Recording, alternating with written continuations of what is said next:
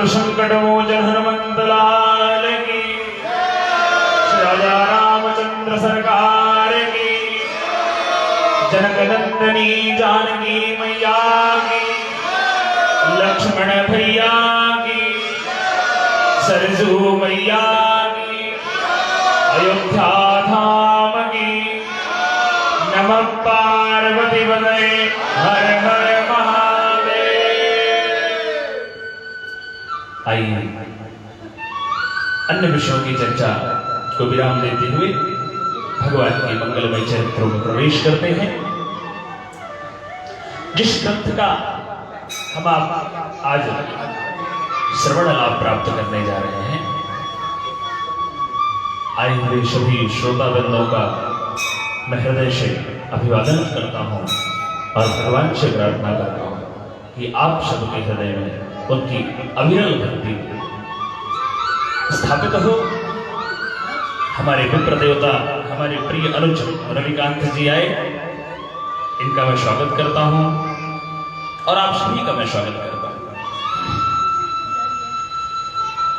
जिस भी ग्रंथ का हम श्रवण करने जाते हैं, सबसे पहले उसके लेखन का कार्य कृष्ण ने किया है, किन परिस्थितियों में किया है और क्यों किया है।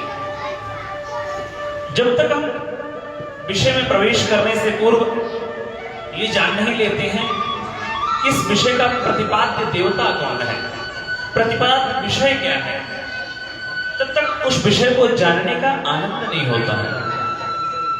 हम कोई भी पुस्तक पढ़ने से पहले उसके शीर्षक को जरूर पढ़ते हैं। हम कोई बुक तभी हाथ में लेते हैं जब हम उसके शीर्षक के बारे में जान जाते हैं। तो आज जिस ग्रंथ के माध्यम से हम आप भगवान की मंगलमय कथा का श्रवण लाभ प्राप्त करने जा रहे हैं, उस ग्रंथ में प्रतिपाद्य विषय क्या है, उसकी रचना किन्होंने की, तो इन सब विषयों को हम आप जाने। यह जो ग्रंथ है, आज मंगलमय श्री राम कथा महोत्सव का आरंभ हो रहा है और यह मंगलमय जो राम कथा का महोत्सव है, यह प्रारंभ होता है गोस्वामी तुलसीदास जी के जीवन चरित्र से, जिनका जीवन दिव्य है, जिनकी कृपा से, जिनके अनुग्रह से हम आप जीवों को भगवान के चरित्रों का लाभ प्राप्त हुआ। क्योंकि रामचरितमानस के जो भगवान प्रभु श्री राम के जो चरित्र हैं, वो करोड़ों करोड़ों हैं, लेकिन जब तक कोई भी ग्रंथ प्राकृतिक भाषा में नहीं होता है, तब तक सर्वसामान्य के लिए नहीं होता है। जब कोई भी ग्रंथ प्राकृतिक भाषा में आ जाता है, जैसे आप पंजाबी जानते हो, तो आपको यदि संस्कृत की बुक पंजाबी में मिल जाएगी ट्रांसलेट करके, तो आपको ज्यादा आसानी होगी उसे जानने में। उसी तरह जो रामचरितमानस है, अनेक भाषाओं में है। सबसे बृहद वाल्मीकि रामायण है, वो संस्कृत में है।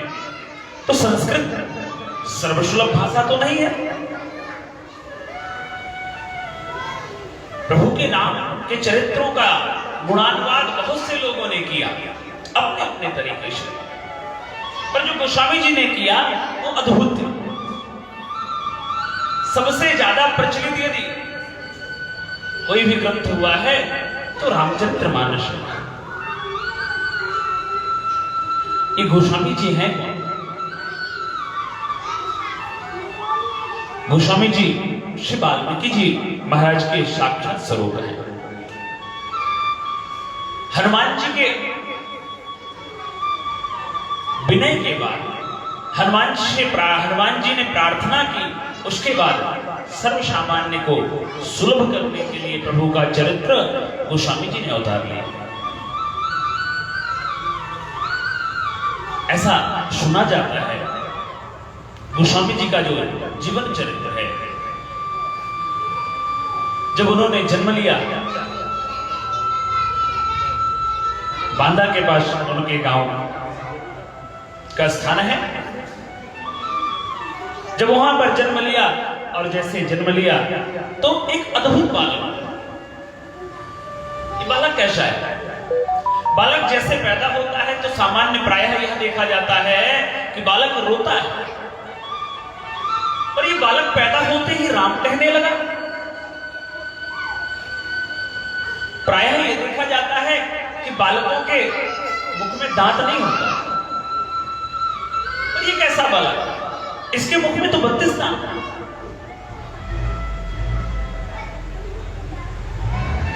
लोगों ने विचार किया ये अशुभ है, समाज की एक समस्या है।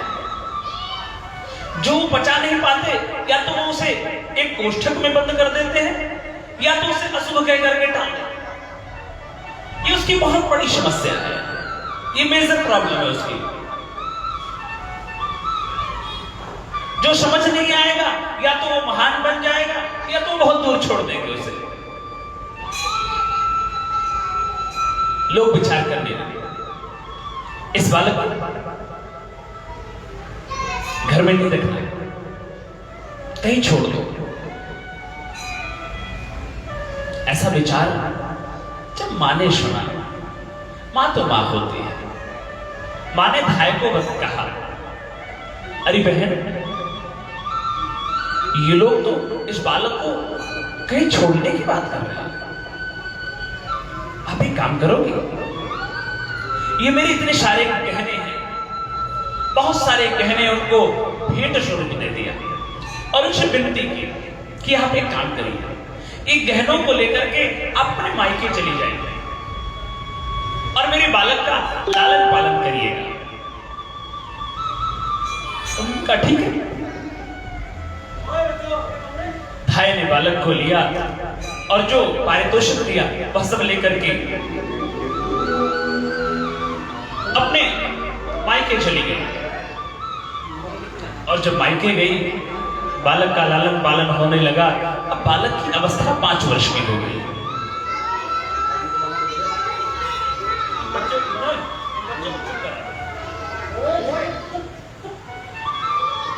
जब बालक की अवस्था 5 वर्ष की हो गई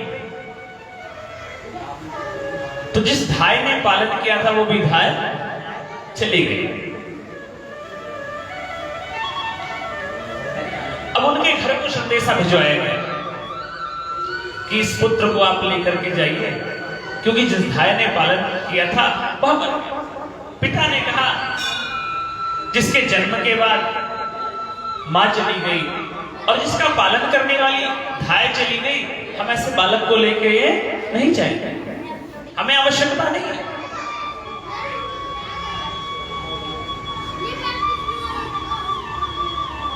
यही होता है।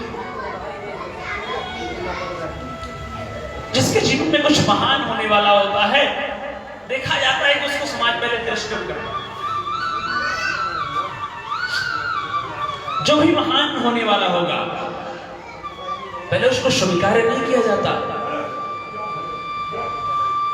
आप जो भी महान विभूतियां हैं, जिनके चरित्र आप जानते हैं नजदीक से, अब देखिए उनके जीवन में पहले स्वीकार्यता नहीं आई है, उनको लोगों ने सहज स्वीकार नहीं किया है। वही अंजाम गोस्वामी जी के साथ भी हुआ। गोस्वामी जी को लोगों ने घर से निकाल दिया। अब जब गोस्वामी जी को घर से निकाल दिया तो गोस्वामी जी इधर उधर विचरण करने लगे। और जब इधर उधर विचरण करने लगे तो देखो, भगवान जब आपके लिए कोई आयोजन करते हैं ना, तो उसकी लीला अद्भुत है। उसकी लीला को समझा नहीं जा सकता है, बस उसकी लीला का अनुभव करके आनंद लिया जा सकता है। भगवान ने एक संत से उनको मिलवा दिया, और जब संत से मिलवा दिया, उन संत का नाम था श्री नरहरि नंद जी महाराज। और उन्होंने भगवान की लीलाएं खूब सुनाई इनको, और वैष्णव दीक्षा से दीक्षित कर दिया। जब वैष्णव दीक्षा से दीक्षित कर दिया अब भगवान के नाम का गुणानुवाद करते हैं, गुणगान करते हैं, जप करते हैं। जीवन चलने लगा। जीवन चलने लगा तो एक समय ऐसा आया, गोस्वामी जी को लगा कि संसार में भी प्रवेश करना चाहिए। मन में विवाह की इच्छा जगी। जब मन में विवाह की इच्छा जगी, भगवान की कृपा से विवाह भी हो गया। अब जब विवाह हो गया, अपनी पत्नी से बहुत प्रेम करते थे। करना भी चाहिए, स्वाभाविक।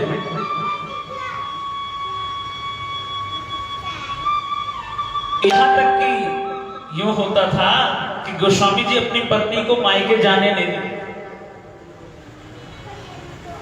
लेकिन आज पत्नी के भाई आए और गोस्वामी जी घर में अनुपस्थित थे। वो आकर के ले गए उनकी बहन को।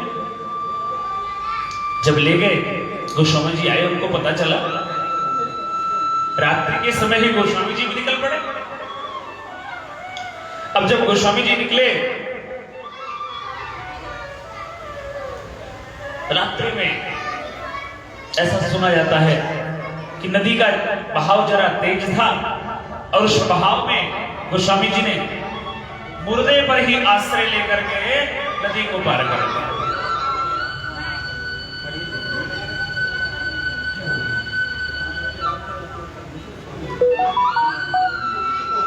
जब घर पहुंचे, दरवाजा बजाया। गोस्वामी जी की आवाज को समझ करके पत्नी आई और दरवाजा खोला। और कुछ लोग तो ऐसा कहते हैं कि सर्प को पकड़ के वो खिड़की से पहुंच गए थे। कुछ लोग ऐसा भी कहते हैं। जब पत्नी ने देखा, रात्रि का समय, घनघोर बारिश,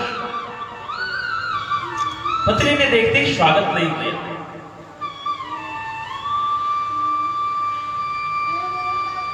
देखते ही कहा, आपको शर्म नहीं आती? आप इस हाड़ माश के देह से यदि प्रेम इतना करते हैं, यदि यह प्रेम आप परमात्मा से करें तो आपकी मुक्ति हो जाएगी।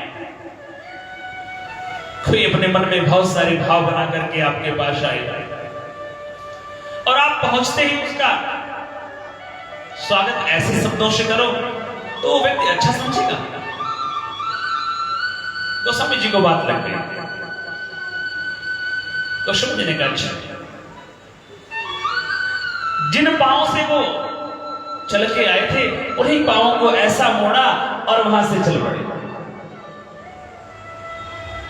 उनको स्मरण आया, मैं तो भगवान वैष्णव, मैं तो वैष्णव संप्रदाय से हूं, मेरी तो दीक्षा भी। और अयोध्या आ गए। अयोध्या आकर के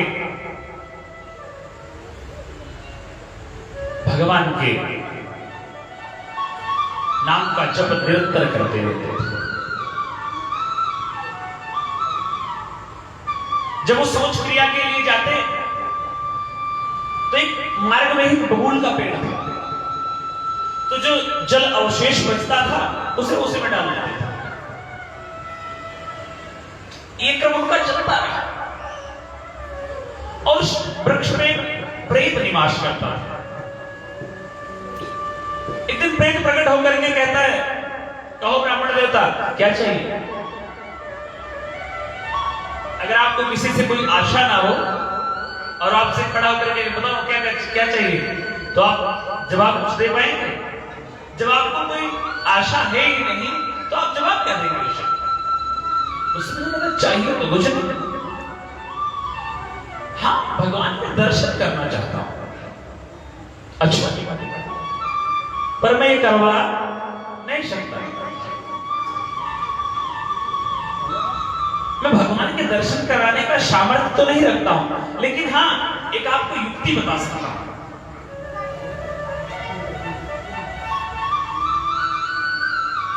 उन्होंने कहा, मैं आपको हनुमान जी के दर्शन का साधन बता सकता हूं। हनुमान जी की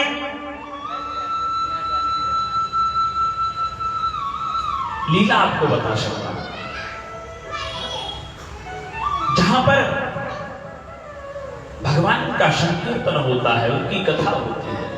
यत्र यत्र रघुनाथ कीर्तन तत्र तत्र कृतमस्तकांजलि बाष्पवारी परिपूर्ण लोचनम मारुतिम नमत राक्षसम।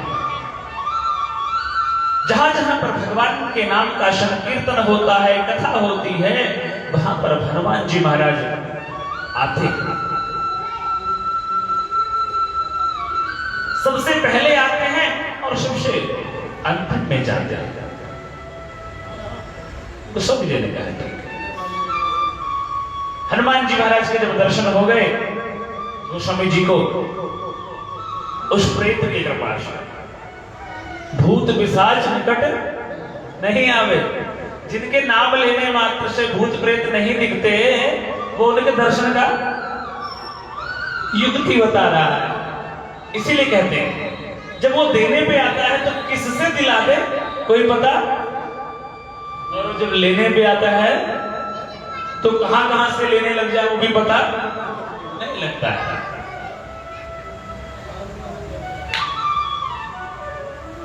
तो ये रामचरितमानस का निर्माण गोस्वामी जी ने किया। कहते हैं गोस्वामी जी ने इस रामचरितमानस का निर्माण कितने दिनों में किया? 2 वर्ष 7 महीने और 26 दिन में श्री रामचरितमानस का निर्माण हुआ। 2 वर्ष 7 महीने और 26 दिन। अब जब रामचरितमानस का निर्माण हो गया, एक समस्या पैदा हो गई। गोस्वामी जी इधर लेखन कार्य करते थे, उधर से पन्ने, जो लिखने वाले पन्ने थे वो गायब हो जाते थे।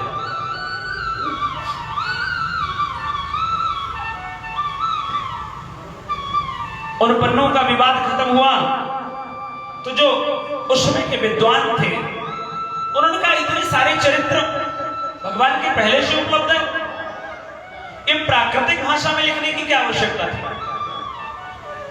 समाज में एक और समस्या है। सच कहूं, समस्या का नाम ही तो समाज है। अगर समस्या ही ना हो तो समाज कैसा है? वो समस्या क्या है? वो समस्या ये है कि कुछ लोग ये तय कर चुके होते हैं कि यदि मैं अच्छा कर रहा हूं तो सिर्फ मैं ही अच्छा करूं, दूसरा कोई पैदा ना हो। एक सभा में एक नेताजी आए, अभी नए नए नेता बन रहे थे। क्या करना चाहते हो? पूरे समाज की सेवा करना चाहता हूं। तो किसी ने कहा कि कुछ लोग कर तो रहे, पर आप क्यों करना चाहते हो? बोले नहीं, कुछ अलग करना चाहता हूं। तो लोगों ने कहा अच्छा ठीक है, आप भी कर लीजिए। ये सच है, उस पंक्ति में आते तो बहुत हैं अलग कुछ करने के लिए, पर आगे पहुंच के उसी पंक्ति में शामिल हो जाते हैं।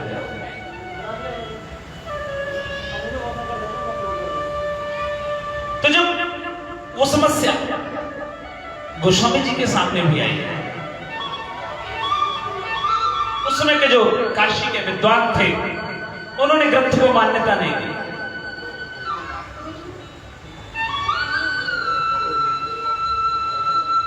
भगवान शंकर की कृपा हुई और ग्रंथ को बहुत अधिक मान्यता मिल गई। क्यों? क्योंकि रामचरितमानस के गोस्वामी जी लेखक दिखते हैं पर है नहीं, ये तो प्रकाशक हैं, राइटर नहीं है। राइटर कौन है? रच महेश निज मानस राखा, पाई सुसमय शिवासन भाखा। रचनाकार तो भगवान शंकर हैं। जैसे कोई आप रचना कर दो और जो प्रकाशन पब्लिकेशन होते हैं वो आपकी पुस्तक को छाप के आपको दे दे, तो क्या आप लेखक हो जाएंगे? नहीं ना। तो रामचरितमानस की रचना जो है वो भगवान शंकर ने की। रचि महेश निज मानस राखा, लेकिन पाई सुषमय शिवासन भाखा। इस पंक्ति पर जरा गौर करिए। यदि आपने कोई रचना की है, यदि आपने कुछ नया किया है, यदि आपने कुछ बेहतर किया है, यदि आपने कुछ उत्तम किया है, कुछ बड़ा किया है, अब सबसे मत बताओ फिर। हमारी समस्या है। अच्छा, आजकल एक और समस्या है, हम छोटी सी भी एक्टिविटी करते हैं, ये हम अपने लिए भी बता रहे हैं, आपके लिए नहीं। हम छोटी सी भी एक्टिविटी करते हैं तो फेसबुक पे जरूर बता देते हैं। ये समस्या है।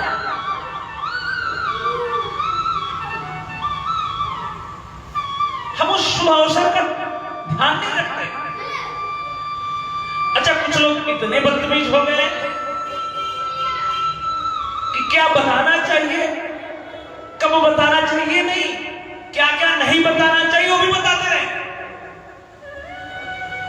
ये बहुत बड़ी समस्या है।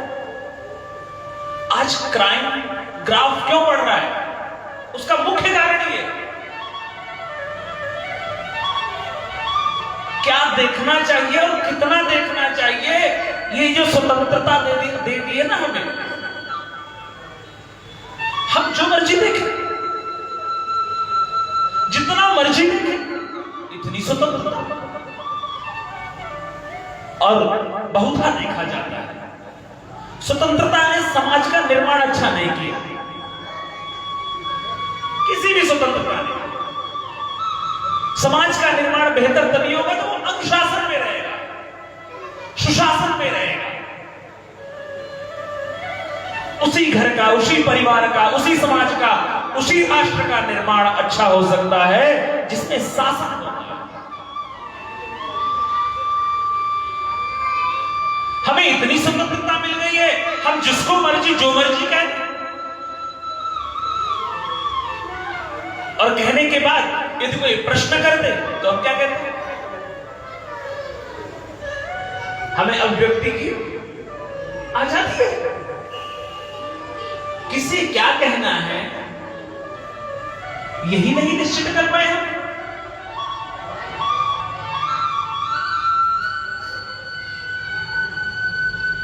ये निश्चय यदि नहीं हुआ ना, इसके दुष्परिणाम और आएंगे, और ये बहुत जल्द निश्चित हो जाना चाहिए। छोटे छोटे बालक जिन्हें हम अबोध समझा करते हैं, वो ऐसी हरकतें कर देते हैं कि हमारे दांतों के नीचे जमीन जीभ आ जाती है। ये ऐसा कर दिया,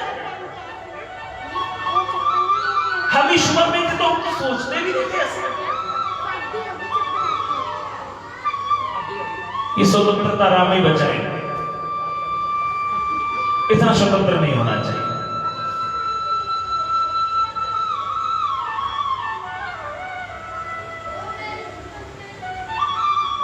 कहां थे?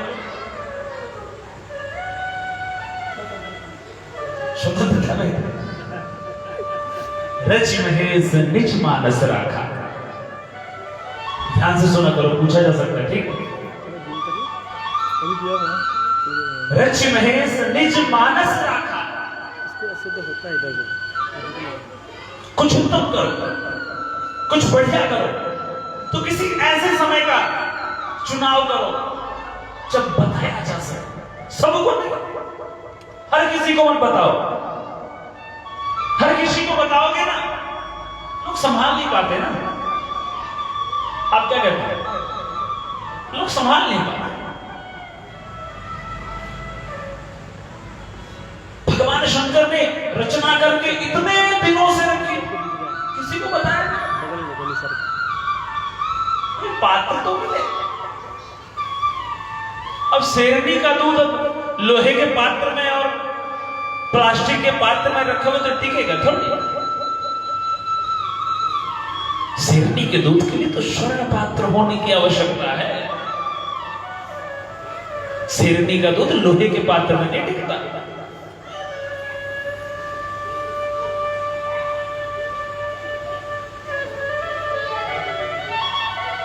एक ऐसे शुभ अवसर का निर्माण। रच महेश निज मानस राखा, पाई सुसमय शिवा समवाहका।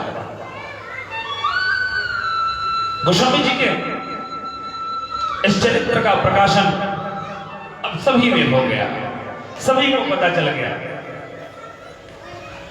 बहुत सारे चरित्र गोस्वामी जी के हैं। उन सभी चरित्रों को प्रणाम करते हुए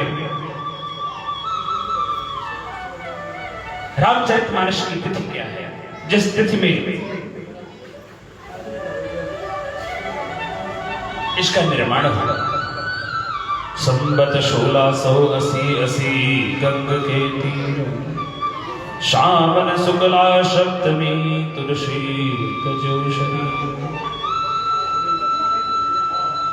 संबत 1680 गंग के तीर। गोस्वामी जी के अवतरण और उनके गमन की भी चर्चा करते हुए आगे बढ़ते हैं। अब प्रवेश करते हैं भगवान के मंगलमय ग्रंथ के आरंभ में।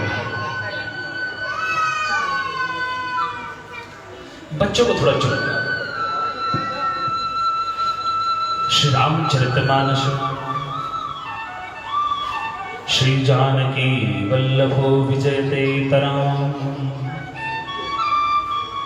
अथ प्रथम सोपान शिवालकांड।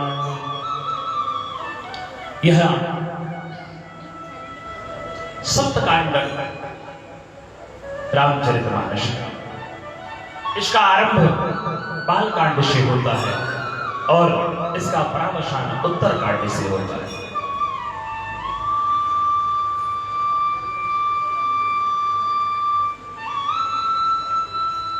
किसी भी ग्रंथ के आरंभ में मंगलाचरण की परंपरा है। मंगलाचरण का उद्देश्य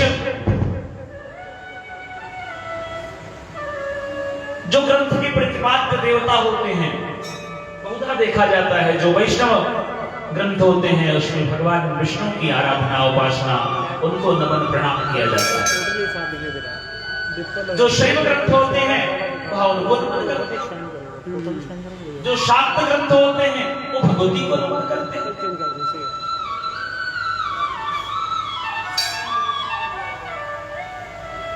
माताओं के लिए आसन लगाओ।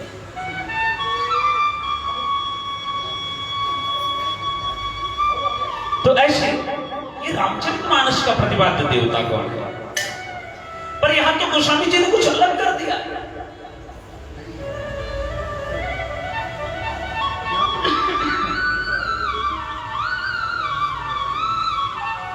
गोस्वामी जी ने तो कुछ अद्भुत ही कर दिया। यहां पर उन्होंने प्रभु श्री राम का वंदन पहले नहीं किया। यहां पर उन्होंने वंदन पहले गणपति जी महाराज का किया। मां भगवती सरस्वती का वंदन किया।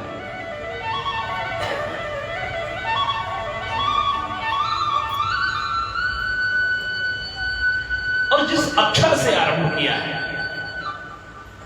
वह अक्षर अमृत अक्षर माना जाता है। रामचरितमानस का आरंभ ही भी अमृत अक्षर से है, अमृत वर्ण से है, और रामचरितमानस का परावसान भी अमृत वर्ण से ही है। आरंभ वर्णानाम अर्थसिंहानाम रसानाम छंदसामपि, और परावसान दह्यन्ति नो मानवा। जिसका आरंभ भी अमृत है, जिसका परावसान भी अमृत है, उसके मध्य में क्या होगा? अमृत ही होगा।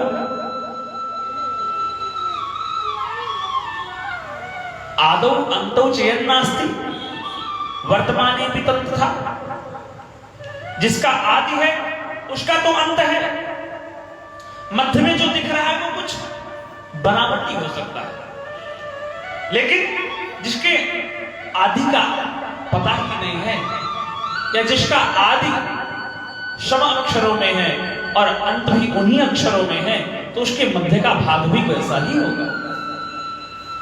अब रसगुल्ला उठाओ, उसका ऊपर भाग कौन सा होता है ये बता दो आप। रसगुल्ले का ऊपर वाला भाग कौन सा होता है? आप जिधर से पकड़ लो उधर से ऊपर है। तो जो रामचरितमानस भी ऐसे ही है, ये इतना मधुर ग्रंथ है, जिधर से उठाओ, जो चरित्र पढ़ो, वह अमृत ही है। तो गोस्वामी जी कहते हैं वंदना करते हैं, 7 श्लोकों में वंदना है। 7 श्लोकों में सर्वप्रथम गोस्वामी जी महाराज वंदना करते हुए कहते हैं, वर्णानाम अर्थ संघानाम रसानाम छंदसामपि मंगलानाम च कर्तारो वंदे वाणी विनायको। किसी ने गोस्वामी जी से पूछा, भैया अब कह रहे थे कि आप रामचरितमानस की रचना करो, पर वंदना तो आप गणपति जी की कर रहे हो। बोले नहीं नहीं, आप आगे तो सुनो, हमारी समस्या क्या है, कोई कुछ बोलता है उसके पहले हम तैयार होते हैं प्रश्न पुटअप करने के लिए, मतलब प्रश्न करने के लिए हम तैयार बैठे हैं। वो कुछ बोले इससे पहले हमने प्रश्नों का निर्माण कर लिया होता है। बस वो बोल के अभी थोड़ा सा बोलने को और तैयार हो रहा है, इतने में हम प्रश्न लगा देते हैं उसके ऊपर। तो क्या कहता है, भैया सुन तो लो पहले। आजकल कहना पड़ता है, भैया पूरी बात तो सुन लो। अच्छा अभी और बोलना था क्या आपने? बोले हाँ। अच्छा बोलो फिर। बोले भैया हम वंदना तो गणपति जी कर रहे हैं, पर हमें चाहिए क्या? मांगत तुलसी दास कर जोरे, बशो राम सिया मानस मोरे। मैं वंदना तो गणपति जी की कर रहा हूं, पर मुझे तो चाहिए प्रभु का प्रेम, वो मेरे हृदय में निवास करे। ऋषि जी ने कहा कि गणपति जी से क्यों मांग रहे हो, सीधा राम जी से मांगो ना। बोले भी आपको लगता है घर की फिलॉसफी पता नहीं। अच्छा तो आप ही बता दो। बोले जो पत्नी होती है वो सिर्फ पति का आदर करे तो प्रिय हो सकती है क्या पति की? नहीं। तो बोले पे वो जब ससुराल आती है सासू का आदर करती है, ससुर का आदर करती है, देवर जेठान दौरान सबका आदर करती है। फिर उससे कौन प्रसन्न होता है? पति प्रसन्न होता है, स्वाभाविक है। और जब वही माता जब पुत्रवती हो जाती है, अब उसे कोई प्रसन्न करना चाहे तो पहले उसको बच्चों का ध्यान देगा, तो पिता के नाम लग जाता है। जब बालक हो जाते हैं तो पिता का जो ध्यान होता है किस पे आ जाता है? वो बच्चों पे आ जाता है। अगर पिता बच्चों से प्रेम करता है तब भी पत्नी प्रसन्न रहती है। तो गोस्वामी जी कहते मुझे गणपति जी से और कुछ नहीं चाहिए, मुझे तो वही चाहिए जो मुझे चाहिए। तो कहते हैं गणपति जी महाराज वर्णानाम अर्थ संघान रसानाम छंदसामपि, इन शब्दों का विन्यास, इन शब्दों का अन्वय समझिए। किसी ने कहा कि महाराज जो लिखने जा रहे हैं उसमें क्या क्या लिखा है आपने? आजकल आप जब डाइनिंग टेबल पर बैठते हैं होटल की, तो सबसे पहले वेटर आता है आपके सामने और क्या रखता है? मेनू पकड़ा देता है। हमारे यहां ये बना है, क्योंकि आप प्रश्न करोगे।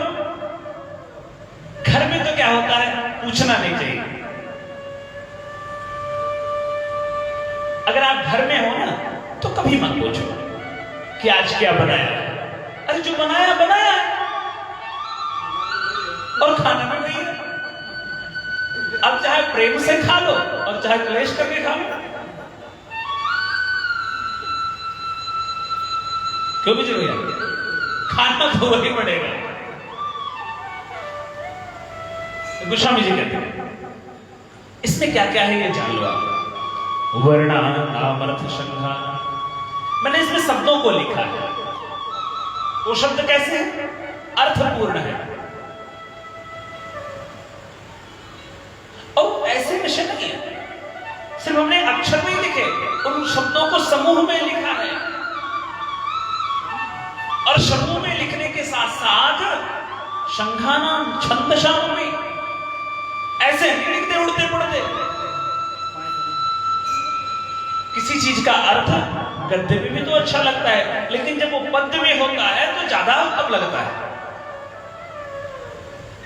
तो छंदसाम अपि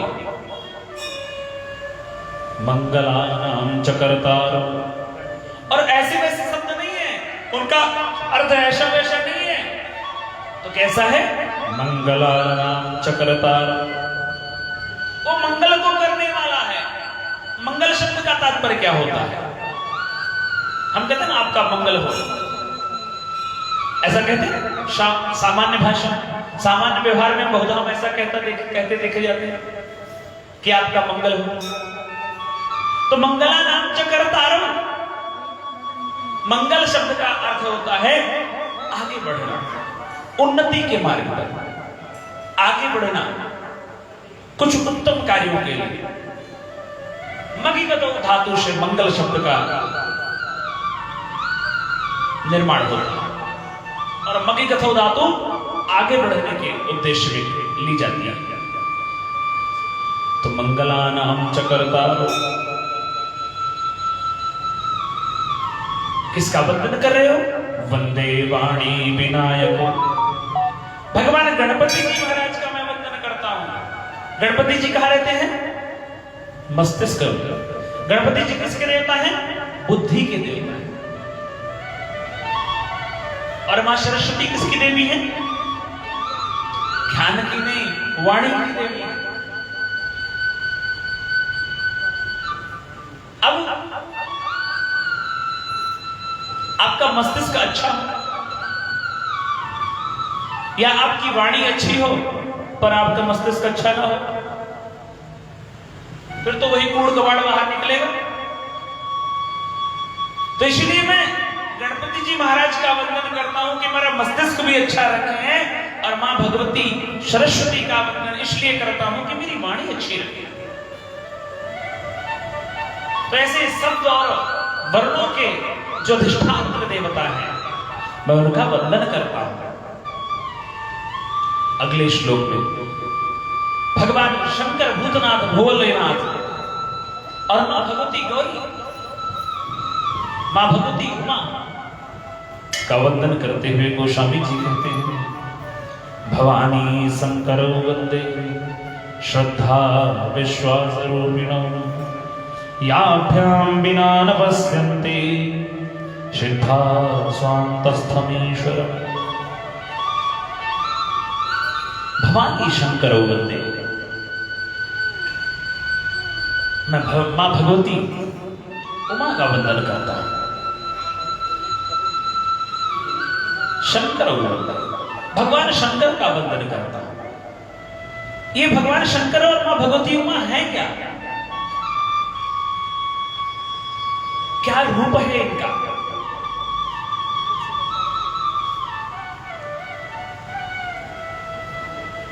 श्रद्धा और विश्वास के प्रतीक है। ये फिलॉसफी समझते जाइए, ये विज्ञान समझिए।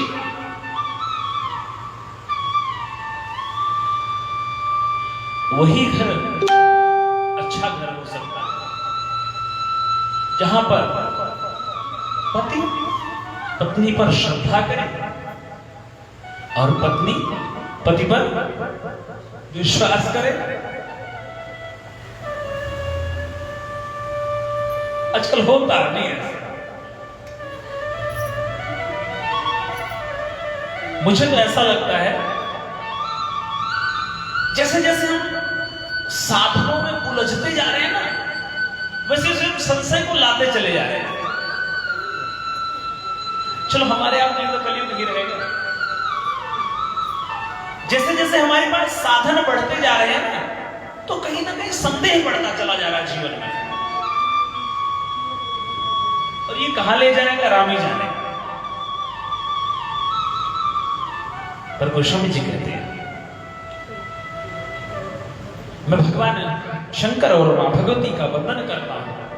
क्यों? बोले श्रद्धा विश्वास के रूप हैं। कैसे? श्रद्धा का लाभ क्या है, विश्वास का लाभ क्या है?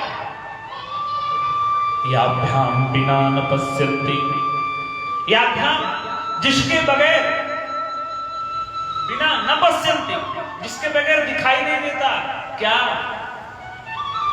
स्वांतस्थम ईश्वरम, उन सिद्धों को भी जो नहीं दिखता है श्रद्धा विश्वास के बगैर। सिद्धा शांतस्थम ईश्वरम, वो सिद्ध, वो ऋषि मुनि जिस श्रद्धा विश्वास का आश्रय लेकर के उस ईश्वर का दर्शन करते हैं, यदि उनके जीवन में भी श्रद्धा ना हो तो ईश्वर उन्हें भी दिखाई।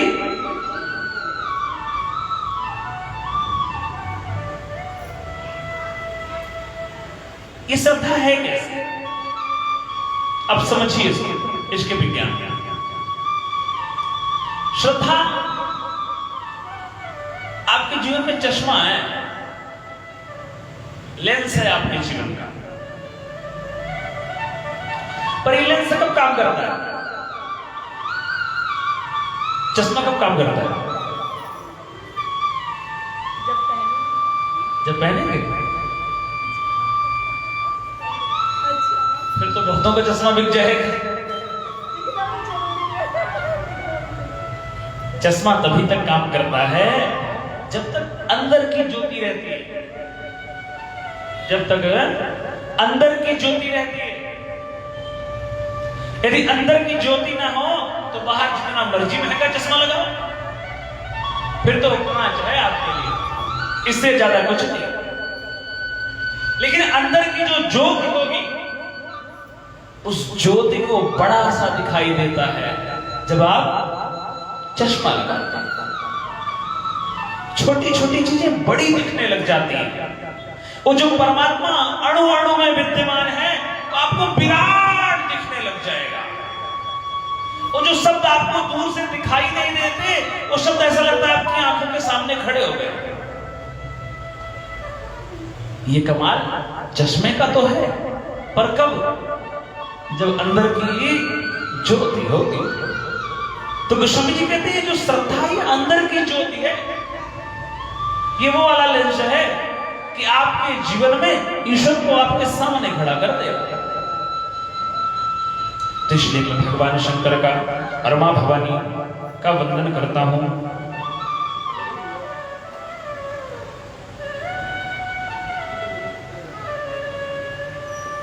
अगले शब्द में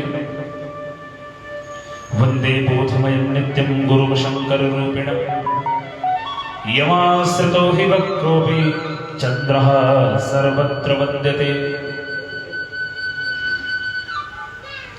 मैं गुरु स्वरूप भगवान शंकर के स्वरूप में अपने गुरुदेव महाराज का वंदन कर रहा हूं। ये चंद्रमा जो है ना, बड़ा कुटिल है, टेढ़ा है, लेकिन भगवान शंकर का आश्रय प्राप्त करके ये चंद्रमा भी प्रशंसनीय हो गया, पूजनीय बन गया। यमाश्रितो हि वक्रोऽपि,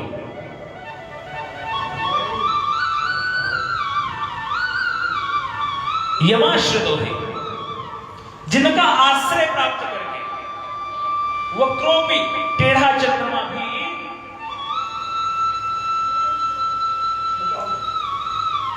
सर्वत्र वंदते, सभी में पूजित हो गए।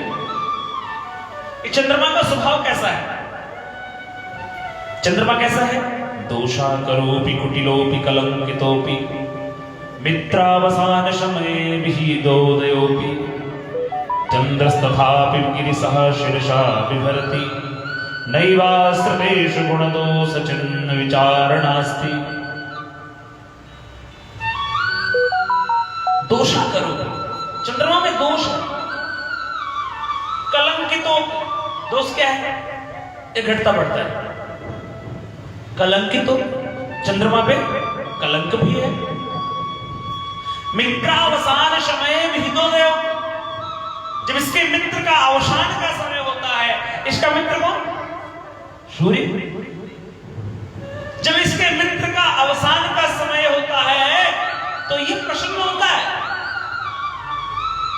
अर्थात जब सूर्य अस्त होता है तभी तो चंद्रमा का उदय होता है, तो चंद्रमा प्रसन्न होता है। चंद्रस तथापि गिरिशः, चंद्रमा भगवान शंकर के पास आया, क्या तुम्हारा मेरी रक्षा करो? भगवान शंकर ने कहा ठीक है, तो बैठो। तो बैठो तो कहां बैठ गया? हम आपको कहे बैठो तो आप कहां बैठोगे? जहां आसन होगा। लेकिन चंद्रमा ने क्या किया? चंद्रमा ने क्या किया? सिर पे आके बैठ गया। फिर भी भगवान शंकर इतने दिव्य हैं। चंद्रस तथापि गिरिशः, इस शब्दों का बड़ा अर्थ होता है। गिरी नाम ईशासा गिरीशा, पर्वत राज तनया, मां भगवती उमा के जो पति हैं, उनके जो पति हैं उनको गिरीश है। शिरसा विभर्त नैवा सतेश गुण, जो भगवान शंकर के आश्रित हो जाते हैं, गोस्वामी जी कहते हैं वो उसके गुण और दोषों का विचार करना, फिर वो विचार नहीं करते।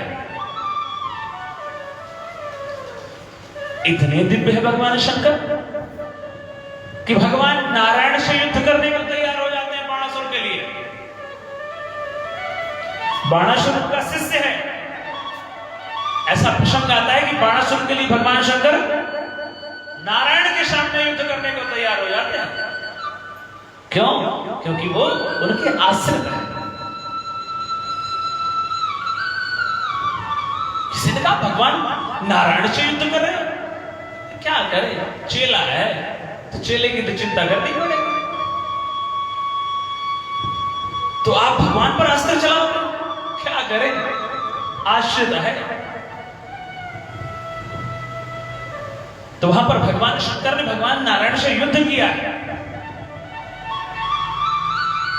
फिर भगवान शंकर ने ही भगवान नारायण को युक्ति बताई। वहां पर ज्वर के बाण चलाए जाते हैं, माहेश्वर ज्वर और वैष्णव ज्वर। फिर भगवान शंकर चमहाई लेने लग जाते हैं और उसी समय भगवान नारायण बाणासुर की जो भुजाएं हैं उसको काट देते हैं। तो जो भगवान शंकर है वह किसी के गुण और दोष नहीं करते। जिसे स्वीकार कर लिया उसे स्वीकार कर लिया। पर हमारी कमी क्या है? ये जो ये कथाएं हम सुन रहे हैं, इस कथा का उद्देश्य सिर्फ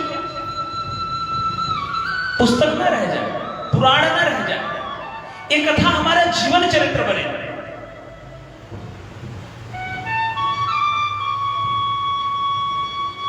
इस मनुष्य ने आज तक जितने सपने देखे होंगे ना,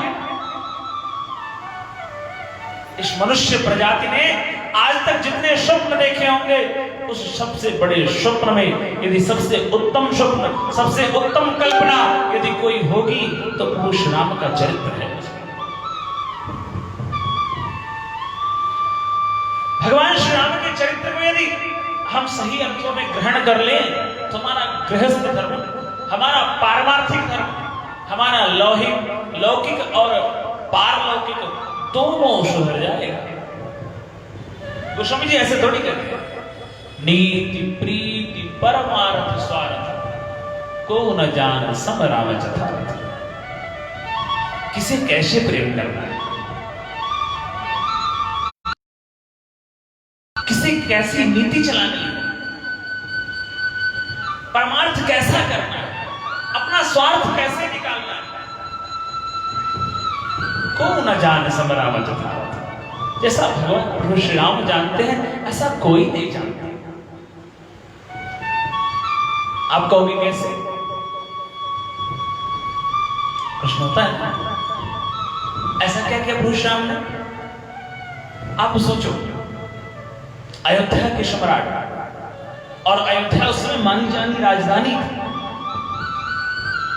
वहां का राजकुमार अपने घर से जाता है और कैसे? निहत्था।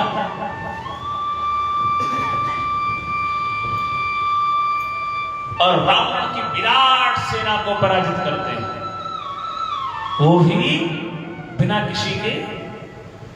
किसी भी राजा का सहयोग नहीं किया। आप देखिए, किसी राजा का सहयोग नहीं किया, जो उनके पूर्व परिचित रहे हैं।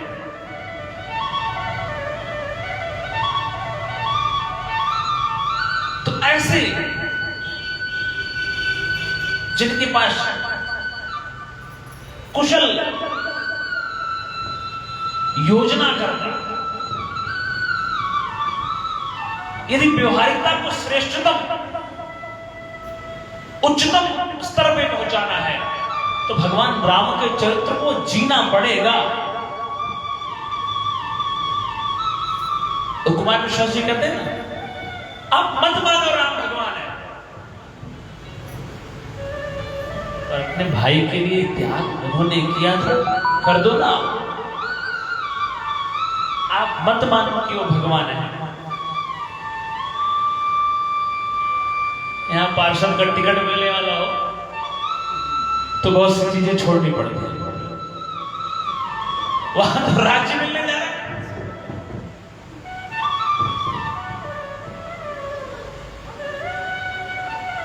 फिर भी अलाउंस होने वाला है। कुछ ही पलों में प्रभु श्री राम अयोध्या के युवराज बनने वाले हैं। इतने में अंदर से आवाज आती है, आ जाओ जरा, वापस आ जाओ। कहां? अंदर कोर कमेटी की मीटिंग जहां हो रही है। भगवान आ गए। भगवान जैसे आए तो उन्होंने कहा कहो। जैसे सामने आए तो कहते एक काम करो, किन्हीं कारणों से आपको यहां का राजा नहीं बनाया जा रहा है। एकदम सहज भाव से, ये नहीं पूछा कि क्यों, प्रश्न नहीं किया। जीवन में एक बात याद रखो, किसी को श्रेष्ठ मानो और जिसको श्रेष्ठ मानो फिर उसकी मानो, फिर विचार मत करो। किसी को श्रेष्ठ मानो और जिसको श्रेष्ठ मान लिया फिर उसकी बात पर विचार मत करो कि क्यों कह दिया ऐसा। पर समस्या हमसे बड़ा है कौन? हम श्रेष्ठ माने तो तब ना जब हम अपने आप को किसी से छोटा समझे।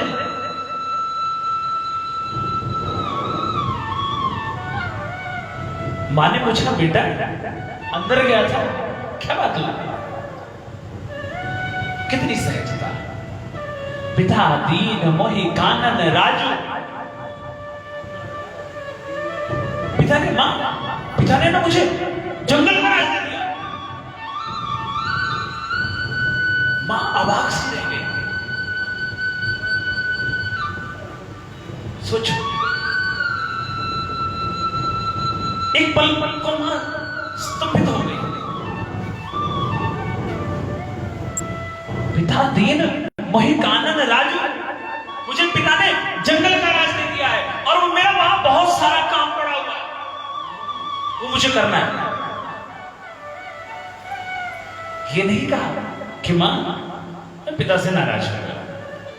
अभी तो मुझे कह रहे थे कि अयोध्या का राजा बना दिया और अब कह रहे हैं जंगल का राजा बना दिया। नहीं, जीवन में श्रेष्ठ मानो, गति नहीं उसके बगैर। और फिर श्रेष्ठ जिसको उसकी मानो, फिर विचार मत करो।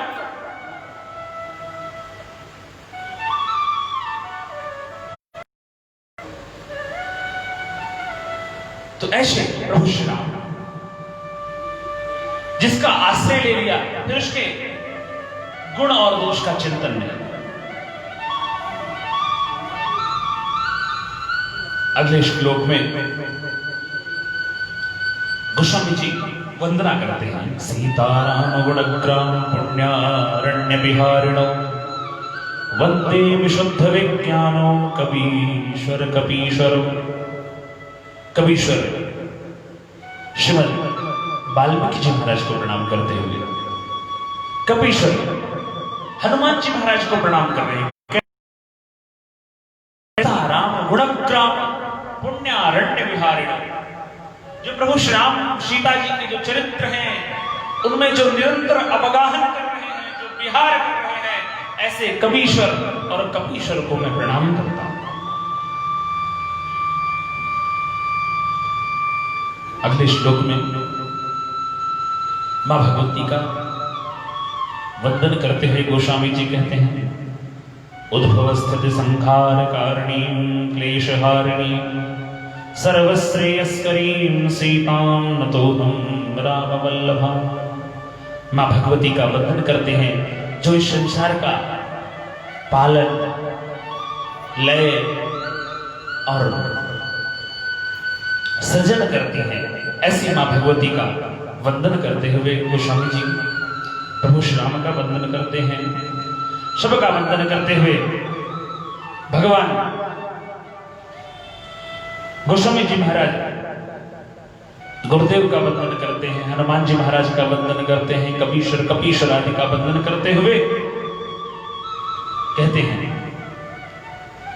जहि सुमिरत सिद्धि होय गणनायक करिबर बदन करहु अनुग्रह सोय बुद्धिराश शुभ गुण सदन।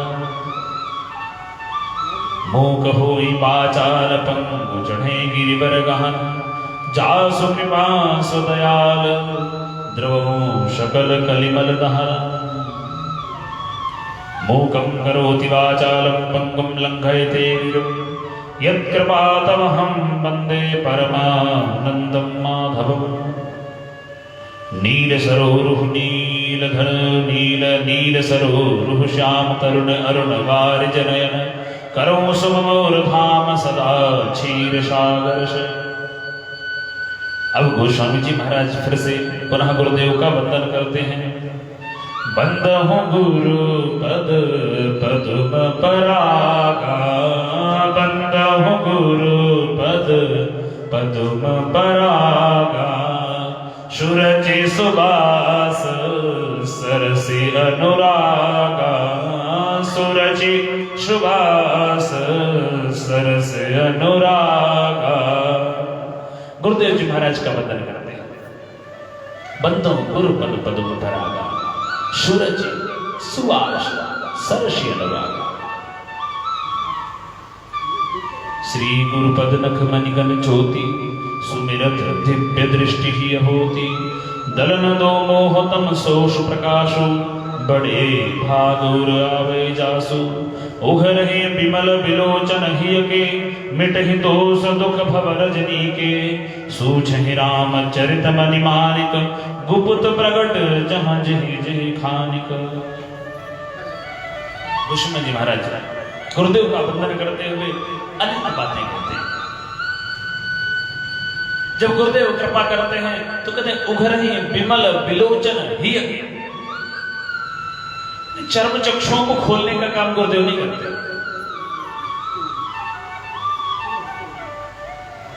चर्म चक्षु तो संसार में खोल देता है आपकी, डॉक्टर ऑपरेशन करके खोल देते। और गुरुदेव कृपा करते हैं तो क्या करें। जब गुरुदेव अनुग्रह करते हैं तो क्या होता है।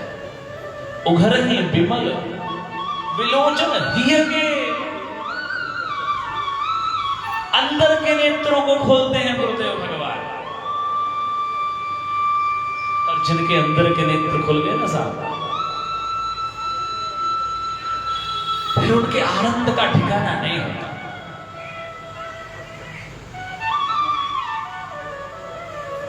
फिर होता क्या है। अंदर के नेत्र खुल गए तो होता क्या है? विमल, मल अर्थात गंदगी, प्राण आदि जो 22 उपसर्ग हैं उसमें बी एक उपसर्ग है, तो विमल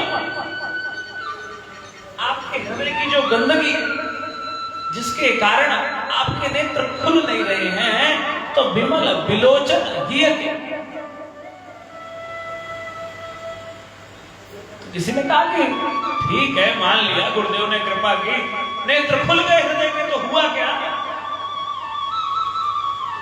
क्यों प्रधान जी? आजकल लोग पूछते हैं ना, ये कर दिया तो हुआ क्या? अच्छा, डिप्लोमा कर लिया तो क्या हुआ? ये पढ़ाई कर ली, ये काम कर लिया तो हुआ क्या? लोगों ने सब कुछ जान लेना है, उन्होंने क्या किया ये नहीं बताएंगे आपको, पर आपसे जरूर पूछेंगे। तो उनसे आप कह दो कि आप भी करो, टाइम नहीं है। क्या कहते हैं? टाइम नहीं है। जो आप बताओगे उसमें विश्वास नहीं होगा, पर आपसे कह देंगे हमारे पास इतना टाइम नहीं है। कहां बिजी हो भैया, कहां बिजी हुई? उघर ही विमल विलोचन हिय के, मिट ही दोष दुख भव रजनी के।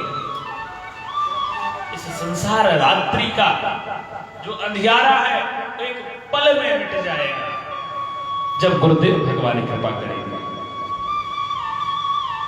तो बोले भी अंधेरा मिट जाएगा तो होगा क्या?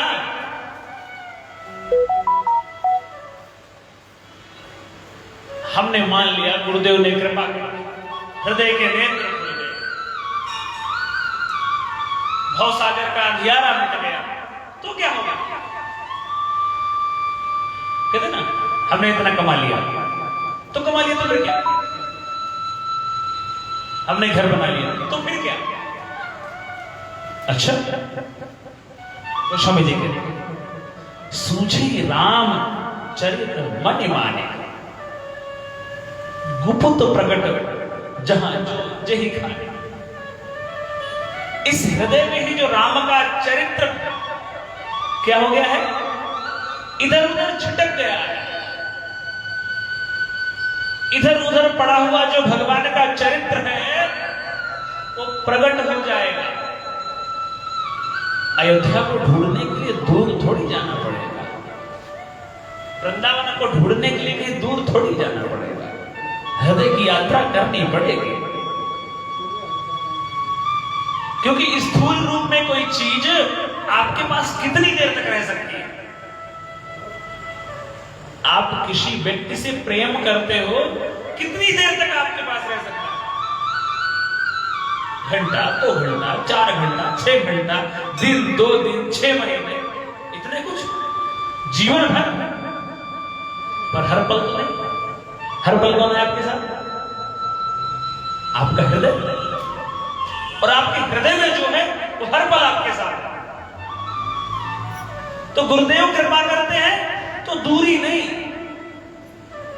गुरुदेव कृपा करते हैं तो आप जहां हो, जिस परिस्थिति में हो, आपकी मनस्थिति उसके अनुकूल बना देंगे। जब गुरुदेव अनुग्रह करेंगे तो आपकी परिस्थितियों के अनुकूल आपकी मनस्थिति बना देंगे। अब कोई कहे गुरुदेव कृपा करेंगे तो जीवन में उतार चढ़ाव नहीं है, यदि ऐसा कोई गुरु जी कहते हैं समझ लो फिर पक्की रसीद कटने वाली है आपकी कोई। जो भी आजकल तो ना शिविर लगने हैं, राजी शिविर लगने लगे हैं। आओ हमारे पास, एक चुटकी में ध्यान लगवा देंगे। अब तो बहुत बड़े चार्ज लिए जाते हैं इस बात पे। अब होता क्या है, शांत सा कमरा होता है और पूरी व्हाइटनेस, दीवार से लेके चद्दर तकिया सब सफेद ही होता है, सफेद सी लाइटें होती है और पूरा एयर कंडीशन रूम हल्की हल्की एसी चल रही होती है, उसमें घुसने के बाद अपने आप ध्यान लग जाता है। क्या कहते हैं, आंखें बंद करो, बोल लो मत, जहां गुलाबी ठंड लगेगी आंखें काम खोलने को मन करता है, आंख खोलने को मन करेगा, लगेगा हाँ बस बने रहो इसमें। ये ध्यान की प्रणाली नहीं है। ध्यान के लिए तो अष्टांग योग करना पड़ता है। ध्यान तो अंतिम सीढ़ी है, समाधि तो अंतिम सीढ़ी है, उसकी छत है वो। यम नियम आसन प्राणायाम प्रत्याहार ध्यान धारणा, तब जाकर के आता है समाधि। लोग कहते हैं चुटकी बजा के लगवा देंगे, देख लो कौन सी रसीद कटवा रहे हो आप। यदि गुरुदेव ये कह रहे हैं कि आपके जीवन में उतार चढ़ाव आएगा ही नहीं, फंस गए हो, जितनी जल्दी हो सके निकल लो वहां से। जीवन में उतार चढ़ाव तो स्वाभाविक है। यदि सूर्य का उदय ही बना रहे तो संसार टिकेगा क्या? उजाला किसे बुरा लगता है? पर हर समय उजाला, उजाला किसे बुरा लगता है? पर हर समय उजाला रहे। जीवन में एक ही परिस्थिति हर समय बनी रहे। मीठा बहुत अच्छा लगता है, पर मीठा ही खाया जाए तो तीसरे दिन कह देता है बंदा, दिखा ना मत, थाली से दूर कर दो। जीवन में उतार चढ़ाव जीवन का सौंदर्य है। ये प्रकृति का सौंदर्य है, क्यों बहुरंगी है। और ये तत्व का परम सौंदर्य है कि वो सिर्फ एक है।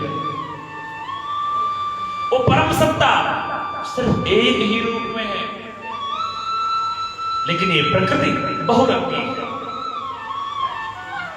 इसीलिए तो किसी ने कहा ना, हिंद देश के निवासी सभी जन एक हैं। जो वास्तव में अपने आप को यहां का निवासी मानता है, रंग रूप वेशभूषा चाहे अनेक है। साउथ के लोग कुछ सावले, उत्तर के लोग बीच में होते हैं, कुछ सावले कुछ होते हैं। बोल भगवान का सांचा तो देखो आप। बंगाल वालों के पास जाओ तो उनकी अलग फैक्ट्री लगा रखी भगवान जी ने। हिमाचल की तरफ जाओ उनका कुछ अलग से ढांचा बना रखा है। पंजाब की तरफ आओ कुछ अलग ही ढांचा बना रखा है। उधर अरुणाचल की तरफ चले जाओ तो लगता ही नहीं कि हमारे पास के आसपास के, लेकिन भाषा भेष सब अलग है पर सब एक है। तो गुरुदेव जब कृपा करेंगे तो जीवन की परिस्थितियों को नहीं बदलेंगे वो।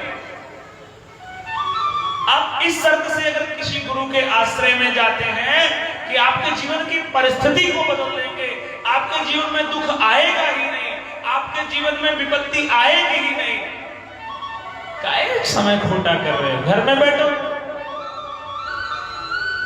वो तो आपकी मनस्थिति को सेट कर देते हैं। कैसे? उघर ही विमल विलोचन ही के अब मिटे ही दोष दुख भगत। ये सब जब हो जाएगा तो सूझे ही रामचरित मणिमाणिक। प्रभु श्री राम के चरित्रों का जो मणिमाणिक है वो आपके सामने प्रकट हो जाएगा। जथा सुवंजन अंजिद्रिक साधक सिद्ध सुजान, कौतुक देखत शैलवन भूतल भूरि निधान। गोस्वामी जी महाराज गुरुदेव की अनेक भांति से प्रशंसा करते हैं, उनका वंदन करते हैं। और उनका वंदन करते हुए गोस्वामी जी नाम महिमा का वर्णन करते हैं, गुरुदेव के पद रज की वंदन करते हैं। पद रज का वंदन करते हुए गोस्वामी जी कहते हैं, बंदहु प्रथम महीसुर चरना, बंद बंदहु प्रथम महीसुर चरना, मोह जनित संशय सब हरना, मोह जनित संशय सब हरना। सुजन समाज सकल गुण खानी, करहूं प्रणाम सप्रेम शुभानी। ब्राह्मणों की वंदना करते हैं। ब्राह्मणों की वंदना करते हुए गोस्वामी जी कहते हैं, जो जीवन का मोह होता है उनके सहयोग से दूर हो जाता है। ब्राह्मणों की वंदना करते हुए गोस्वामी जी आगे बढ़ते हैं, संतों की वंदना करते हैं। मज्जन फल पेखिय तत्काला, काक होए बक मरो मरा। जब संत कृपा करते हैं तो जीवन में होता क्या है? काक होए पिक बकऊ मरा। वो कौए को कोयल बना देते हैं, कौए को कोयल बना देते हैं। काकभूषण जी क्या है? कौए के रूप में है। पर कथा कौन सुन रहा? गरुड़ जी। वो पक्षियों के राजा हैं और ये पक्षियों में निकृष्ट है, पर वो वक्ता है और वो सुनता है। किसकी कृपा से? संत की कृपा से, संत के अनुग्रह से जीवन में श्रेष्ठता स्वीकार कर, संत चरण स्वीकार कर। और फिर देखो, फिर जीवन को देखो। लोगों को भले लगेगा कि आपके जीवन में विपत्तियां आ रही हैं, पर आप जो हो आपको पता है, क्योंकि लोगों ने ना आपको अपने तरीके से देखना होता है। वो कभी आपकी स्थिति में आके आपको नहीं दे सकते। क्यों? क्योंकि दरवाजा बंद है, और जो बंद दरवाजा उसमें दिख थोड़ी रहा है, अंदाजे लगाए जा रहे हैं। आप किस परिस्थिति में उस मनस्थिति का निर्माण कर रहे हो? आप जहां पर बैठे हो, आप किस मनस्थिति के साथ बैठे हो, ये तो आपको पता है। पर मैं आपको सोचे जा रहा हूं, कहां से? जहां पर मैं बैठा हूं, जहां पर मैं बैठा हूं, मैं वहां से आपको सोच रहा हूं। पर आप कहां बैठे तो आप जान रहे हो ना। तो गोस्वामी जी महाराज कहते जब संत कृपा करते हैं, मज्जन फल पेख्यो तत्काला। बहुत देर बाद फल देते हैं, बोले नहीं नहीं, तत्काला, उसी पल, उसी क्षण आपके ऊपर कृपा हो जाए जब संत समागम हो जाएगा।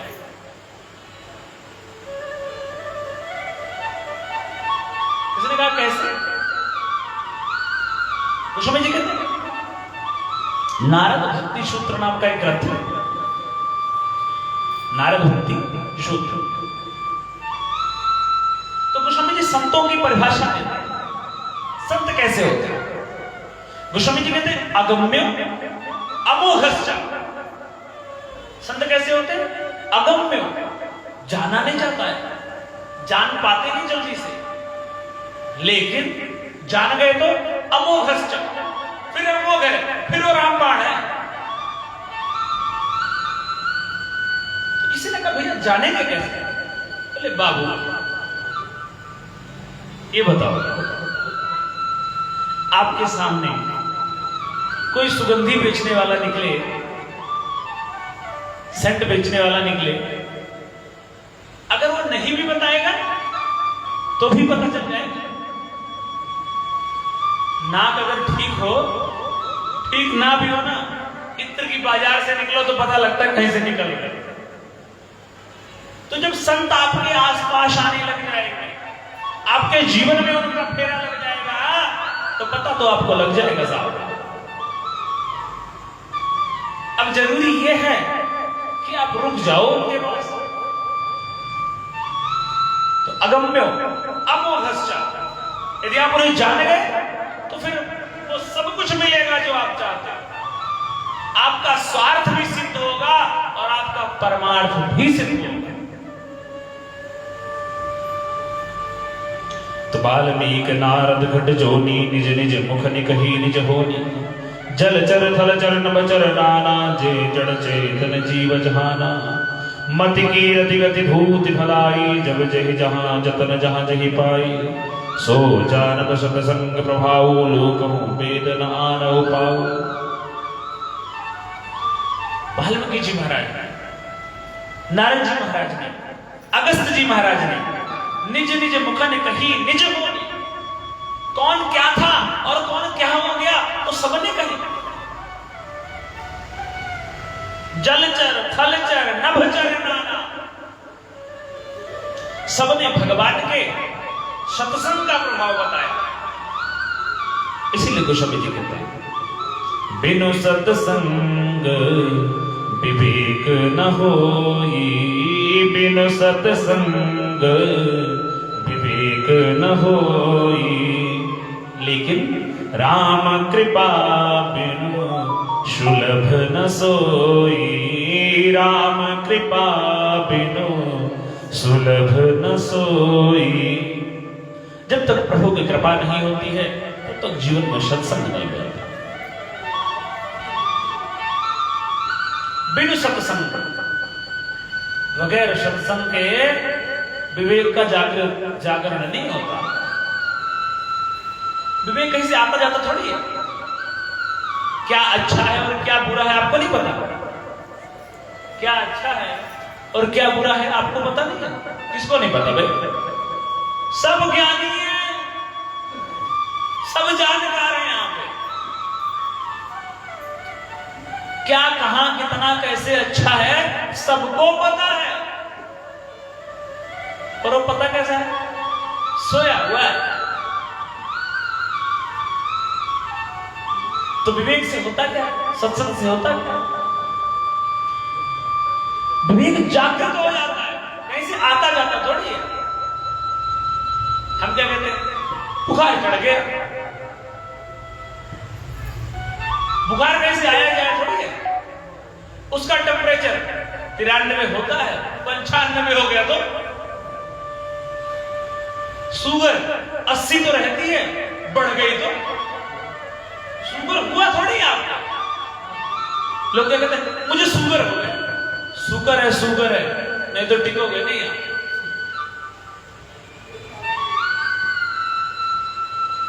शुगर प्रधान जी कम हो जाता है तो मुश्किल हो जाती है ना। तो जितना है उसमें सेट रहे ना। बढ़ने वाले तो कहते हैं दवाई खा लेंगे, घटने वालों की अधिक समस्या है। जिनका बढ़ता है उनके पास तो है कंट्रोल, पर घटने में अधिक समस्या होती है। तो जीवन सत्संग आपके जीवन में क्या देगा? विवेक को जगा देगा। अब विवेक कहते हैं किसको? मैं एक बात स्पष्ट कर देना चाहता हूं। ये जो कथा हो रही है ना, इसका किसी प्रकार का पूर्व निश्चित आयोजन नहीं था। परसों नरसों से बैठे थे, मन में आ गया पुरुषोत्तम मास चल रहा है तो क्यों ना कुछ उत्तम हो जाए, है ना? तो ये भगवान का अनुग्रह समझो, ये भगवान का अनुग्रह समझो। तो गोस्वामी जी कहते हैं कि जब विवेक जागृत होता है तो आपके जीवन में क्या उत्तम है, किसे ग्रहण करना चाहिए और किसे छोड़ना चाहिए, यह निश्चित हो जाएगा। जब आपकी बुद्धि निश्चय करने लग जाए, जब आपकी बुद्धि टिकाऊ हो जाए तो समझ लो विवेक आ गया। अब आपका जग गया, तो आपका विवेक। यही कुछ आपने कमेंट किया था क्यों सीताराम भैया?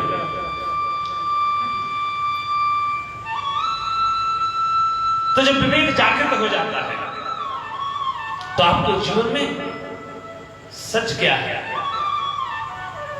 और ग्रहणीय क्या है, उसको रोकने की क्षमता है। जीवन कैसा होना चाहिए? चलनी के जैसा होना चाहिए ना। देखो मेरी बात सुनो, अगर मेरी बात समझ में आए ऐसे ऐसे कर दिया और ना समझ में आए मैं कुछ बिगाड़ थोड़ी लूंगा आपका।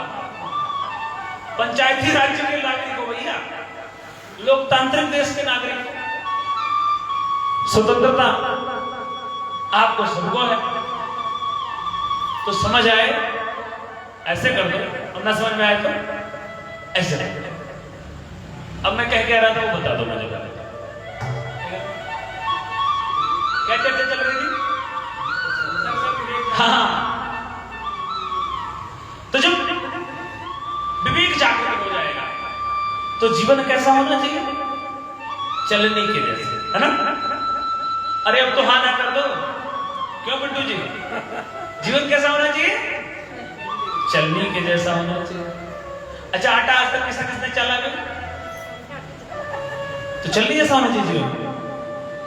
जो अच्छी चीज होती है वो क्या करती है? चलनी नीचे गिरा देती है, और जो शुभ होता है वो क्या करता है? ऊपर गिरा देता है। अच्छा, कोई पानी मोटर का थोड़ी ऊपर नीचे करेगा वो। जीवन सूप के जैसा होना चाहिए। ये विवेक कब आएगा? सत्संग से।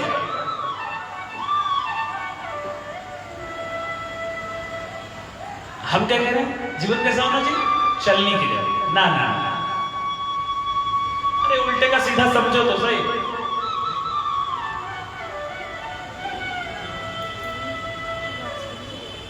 तो जीवन सूप के जैसा। सूप को क्या कहते हैं पंजाबी में? छाछ। जीवन छाछ जैसा होना चाहिए, ठीक है? सूप क्या करता है? जो त्याज्य होता है उसको बाहर कर देता है, और जो ग्रहणीय होता है उसे अंदर करना चला जाता है। और चलनी क्या करती है? जो अच्छी चीज होती है उसको चाल के बाहर, और जो बुरी चीज होती है उसको अंदर। तो जीवन में विवेक नहीं होगा ना, तो जीवन में क्या करोगे? जो अच्छी चीजें उसको चालते चले जाओ, और जो बुरी चीजें वो चिपकती चली जाएगी।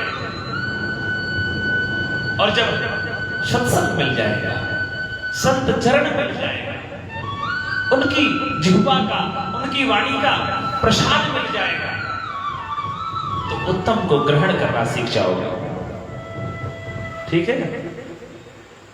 ठीक है जी देवान साहब। तो जो उत्तम है उसे ग्रहण करना आ जाएगा। बोले सत्संग से होगा क्या? सठ सुधर है सतसंगति पाई, पारस परस कुधात सुहाई। विधि बस सुजन कुसंगत परहि, फनि मनि सम निज गुण अनुसरहि। विधि हरिहर कवि को विदबानी, कहत साधु महिमा सकुचानी। सो मोशन कहि जात न कैसे, साक बनिक मनि गुण गन जैसे। बंदो संत समान चित, हित अनहित नहीं कोई। अंजलिगत शुभ शुभन जिमि, सम सुबंध कर दोई। संत सरल चित जगत हित, जानि सुभाव सुने हो। बाल विनय सुनि करि कृपा, राम चरण रति दे। संतों की वंदना करते हुए गोस्वामी जी कहते हैं, सठ सुधरई सत संगति पाई। जो दुष्ट लोग उस संगति को पाकर के, अच्छी संगति को पाकर के सुधर जाते हैं। कैसे? पारस परस कुधात सुहाई। पारस पत्थर के स्पर्श करने मात्र से लोहा सोना बन जाता है। गोस्वामी जी कहते हैं मैं संतों की महिमा को गाता हुआ संकोच कर रहा। ऐसे संत सरल चित जगत हित। संत कैसे होते? सरल चित्त वाले। जीवन में सब कुछ बहुत आसान है करना, और सबसे कठिन जानता क्या है? सरल होना। सरल होना बड़ा कठिन है। कई बार गलतियां हमसे भी हो जाती हैं।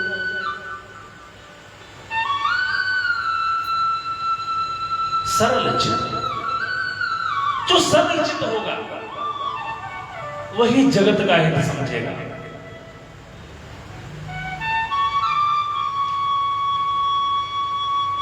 तो वो संत कैसा हो? संत सरल चित्त जगत हित जान स्वभाव सने, जो स्वभाव से प्रेम करे, कुछ बनावटी नहीं, कुछ आयोजन नहीं उस प्रेम में। बाल विनय शुद्धि करी कृपा, राम चरण रति दे। मैं बालक बुद्धि से आप संतों का गुणगान करता हूं। हे संत भगवंत, आप कृपा करके राम चरण रति दे। प्रभु श्याम के चरणों का प्रेम मेरे हृदय में भर दो। जब आपकी मांग एक हो जाती है ना सबसे, आप समझ लेना बहुत सही दिशा में जा रहे हो।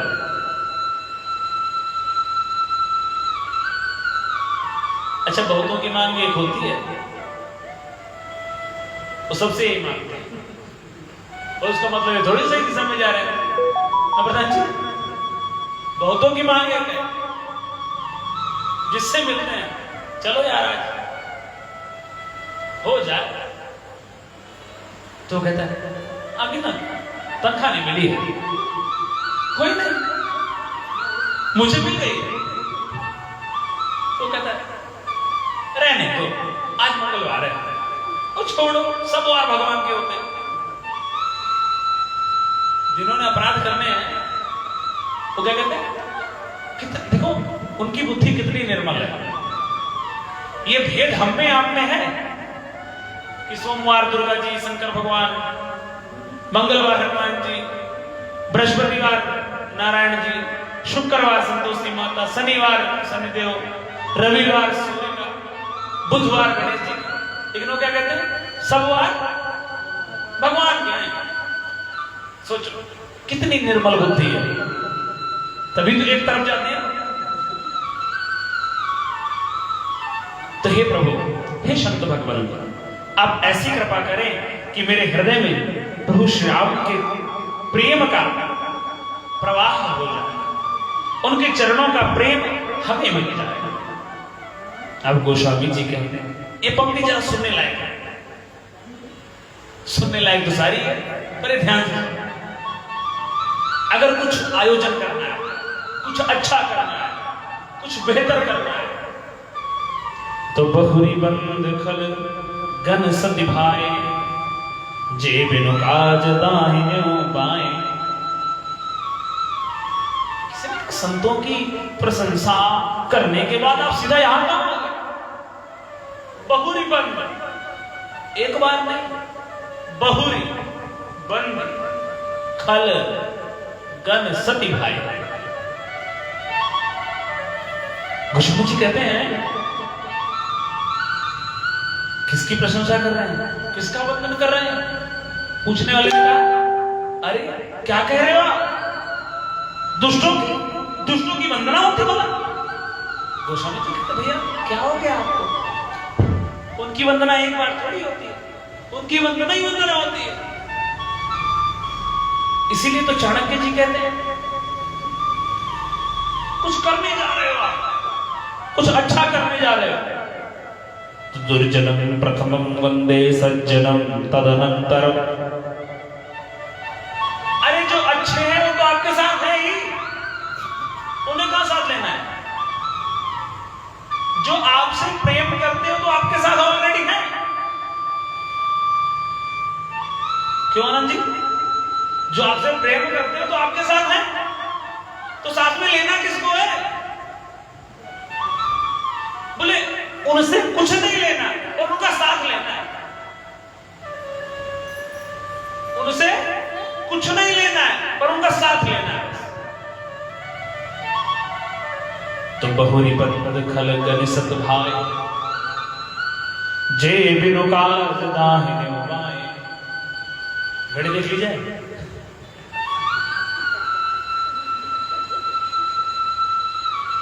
जे बिनु काज, तो लोगों का कोई काम नहीं होता आपसे, पर आपके पास पहुंचेंगे। हाँ क्या बात है, तो आप आसपास पहुंचते कि मुझसे क्या हो गया। जो दुष्ट है, ये दुष्टों की वंदना करते दोषों में। दुष्ट व्यक्ति आपके सामने खड़ा हो, हाँ क्या बात है, सोचोगे एक पल को आप अवाक से रह जाएंगे, मुझसे क्या हो गया। बहुत होता है आजकल, क्या करते भैया मैंने बताऊं, नहीं बताओ, ठीक है राधे राधे। दुष्टों से उलझना,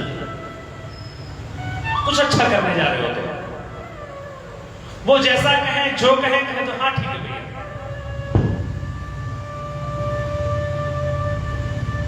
तो परहित हानि लाभ जिनके रे उजर ही हर्ष विषाद से, हरिहर जसरा केस राहु से, पर काज भट सहस बाहु से। जे पर दोष लखि सहसा की, परहित कृत जिनके मन माखी। तेज कृशान रोष महि शेषा, अघ बगन धन धनी धनीषा। उदय के तसमहित सबही के, कुंभकर्ण समसोवतनी के। पर काज लगी तनु परिहरहि, जिमि हिम उपल खुशी दलिगरहि। बंदो खल जस शेष सरोसा, सहस बदन बरणे परदोसा। पुनि प्रणवो पृथुराज समाना, पर यज्ञ सुनहि सहस दस काना। बहु शक्र सम विनमय तेहि, संतत सुरानी कहित से जेहि। बचन वज्र जहि सदा प्यारा, सहस नयन पर दोष निहारा। दुष्टों को सारे अवगुण कह दिए और अंतिम में कहते हैं वचन वज्र जहि सदा प्यारा। जो कर्कश बोलते हैं, वचन वज्र अति सदा प्यारा। और सहस नयन पर दोष निहारा। दूसरों के दोष देखने हो, एक आंख से नहीं, एक ही आंख में 1000 आंखों की शक्ति ला लेते हैं। हाँ मैंने देखा, तो पूछने वाला कहता क्या देखा, पूछो ना। जो पूछने में बताएगा हो रहा है, क्या कहते हैं, आज तो मैंने देखा भैया। तो सामने वाला कहता क्या देखा भैया, पूछो ना। तो फिर वो थोड़ा और इंटरेस्टिंग हो जाता है, बता दो। वो अकेला दुष्ट नहीं है, दुष्ट तो हम भी हैं। हम कैसे, पृथुराज समाना।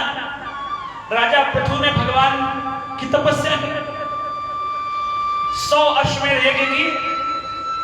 100वें अश्वमेध यज्ञ में भगवान प्रकट हो गए और भगवान प्रकट होकर के पृथुराज से कहते हैं राजन वरदान मांगो। पृथ्वीराज जी का हमारा सब कुछ तो है, तो कहो। बोले मुझे इतनी शक्ति दे दीजिए कि मैं 1000 कान हो जाए मेरे, और मैं आपके चरित्रों को सुन करके तृप्त नहीं होता।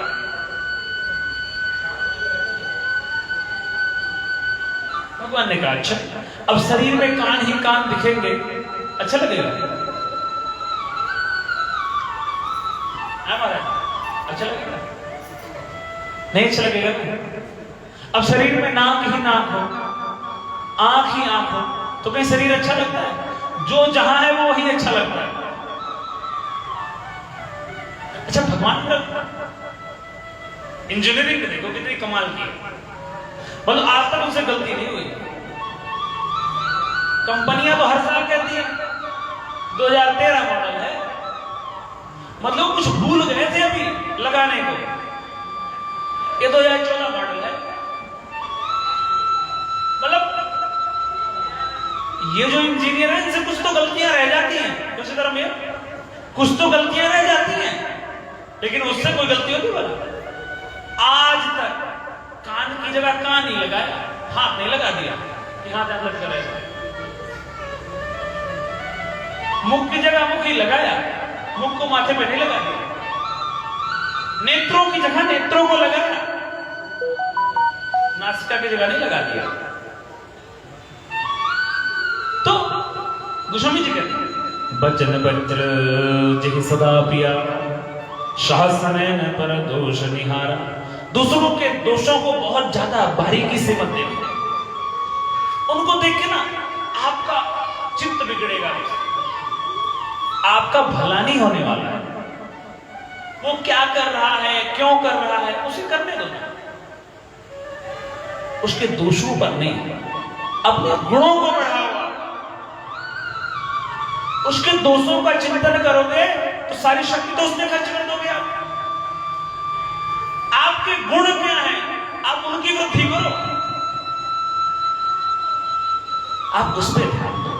आप क्या कर रहे हो, आप इस पे ध्यान दो ना। वो क्या कर रहा है वो तो वो करेगा, आप कुछ रोक थोड़ी सकते हो उसको। कोई यदि कुछ कर रहा है आप रोक थोड़ी सकते हो, मना थोड़ी कर सकते हो किसी को, वो करेगा साहब। अब व्यक्ति की आजादी है साहब, कोई कुछ भी कर सकता है करने वाला। तो गोस्वामी जी कहते यदि कोई किसी के दोषों को बता रहा है और हम सुनने की अपेक्षा रखते हैं तो दोषी हम भी हैं। वो 1000 आंखें लेकर के दोष देख के आया और हम 1000 कान लेके खड़े हो जाते हैं, एक एक कान से सुना दे भाई। तो कहते कि ये स्वभाव दूर करो। मैं अपनी दिस की हनि होरा दिन निज को न लाऊ मोरा। बायस बलि है अति अनुरागा हो ही रामिश कवहु की कागा। बंदो संत सज्जन जरना दुख प्रदो भय बीच कछु बरना। बिछुरते एक प्राण हर लेहि मिलते एक दुख दारुण देहि। उपजहि एक संग जग माही जलज जो कज मिगुन बिलगाही। सुधा सुरा सम साधु असाधु जनक एक जग जलधि अगाधु। भले अनभल निज निज कर तूती लहत सुजस अपलोक विभूति। सुधा सुधा कर सुर सरि साधु कर अनल कलिमल सरि व्याधु। गुण अवगुण जानत सब कोई जो जहि भावनीक स्तुति तहि सोई। दोषों को और गुणों को सब जानते हैं, जिसे जो अच्छा लगता है उसे वो ग्रहण करता है। इसीलिए जीवन को कुछ उत्तम ग्रहण करने की शक्ति प्रदान करें, कुछ उत्तम जानने का संकल्प ले, कुछ उत्तम करने का संकल्प ले। यह जो मनुष्य जीवन है, इस जीवन में सबसे बड़ी कमी है। मैं अपनी वाणी के इस आज के सभागार के आरंभ में जो मैंने शब्द कहे कि जीवन में जो श्रेष्ठ है, जो महनीय है, जो उत्तम है, उसे कोष्ठक में मत बंद करो, उसे जीने का प्रयास करो। यदि श्रेष्ठ को आपने किसी कोष्ठक में बंद कर दिया, किसी परंपराओं में बांध लिया, तो आप उत्तम नहीं कर रहे हो। उत्तम को जीने का स्वभाव रखिए। भगवान प्रभु श्री बल सब पर कृपा करें, सब पर अनुग्रह हो। और क्योंकि नजरें बार बार यदि ऊपर उठने लगे ना तो फिर समझ जाना चाहिए कि राधे राधे करनी चाहिए, है ना जी।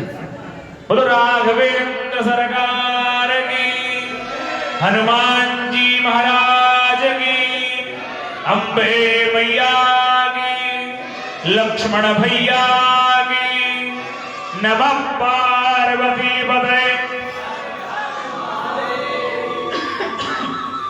आरती करते हैं और प्रसाद ग्रहण करते हैं। आइए सभी लोग खड़े हो जाइए, आरती करते हैं। एक एक लोग आरती को लेते रहेंगे और करते रहेंगे, ठीक है। क्रम से आते जाइए, आरती करते जाइए।